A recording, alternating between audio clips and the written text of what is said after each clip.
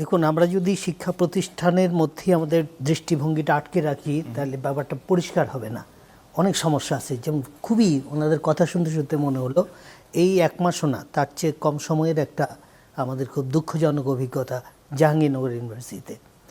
সেখানে আমাদের একজন অধ্যাপকের কন্যা, ভালো স্টুডেন্ট, 8-এ পড়ে মাত্র, এসএসসি রেজাল্ট হলে যে হলো না, তার আগেও।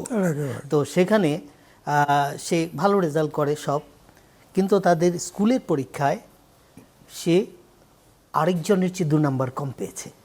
আচ্ছা, তার মার কাছে এটা সহ্যের ব্যাপার না, কেন কম পাবে। মেয়েটা আসলে বসলো, মেয়েকে চড় মারল। ফলাফল হিসাবে মেয়েটি অভিমান করে 4 তলার ছাদ থেকে লাফিয়ে পড়ল এবং সে মারা যায়নি, কিন্তু সারা জীবন বোধহয় তাকে পঙ্গু হয়ে থাকতে হবে।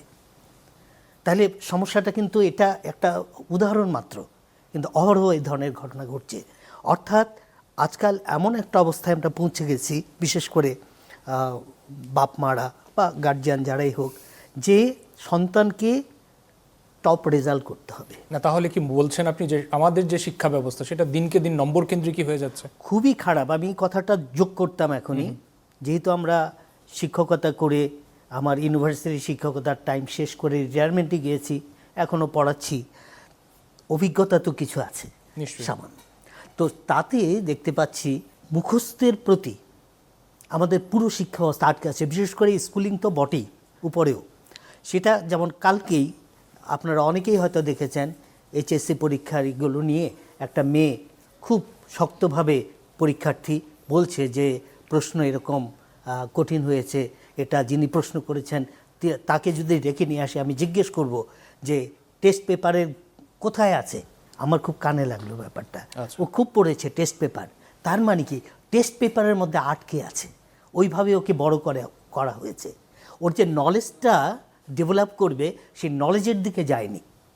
তো আমি আমার আরেকজন আজকেই নর্থ সাউথ ইউনিভার্সিটিতে আমার ক্লাস ছিল, সেখানে আমি বললাম যে দেখো, তোমাদের একই কথা, তোমরা কেউ জানতে চাও না, স্লাইডে কী আছে ওটা পড়তে চাও, এবং এটা হয়ে তার একটু বাইরে গেলেই তোমরা মনে করছো যে আমাদের মাথায় বাজ ফেলেছে। এই একই বিশ্বাসে কি সব শিক্ষক বিশ্বাসী?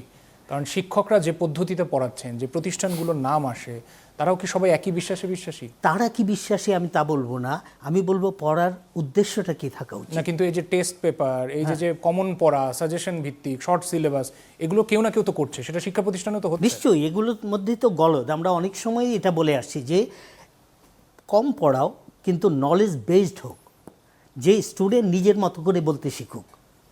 সে মুখস্থ করলো, একজন বলছে যে আমি কি অবজেক্টিভস 2500 পড়েছি, তার মধ্যে 3টা মাত্র এসেছে, তো ওটি পড়ার বিষয় নাকি? ওটি পড়বে কেন? সে তার যাবিত জীবনে তার পড়াশোনার ভিতর থেকে সেই নলেজগুলোকে সাথে নিয়ে আসবে। এখন 2500 পড়লো, 2500 1 নাম্বারটা এসেছে 2500-এর পরে, তার মানে ছেলেটি বা মেয়েটি কিন্তু মেধাবী নয় তা বলবো না, কিন্তু ও যেভাবে ওরিয়েন্টেশন তার হয়েছে সেই ওরিয়েন্টেশনের বাইরে সে যেতে পারছে না। এগুলো আমাদের ভাববার দরকার, আমাদের শিক্ষা সিস্টেমটা কী হবে। নিশ্চয়ই।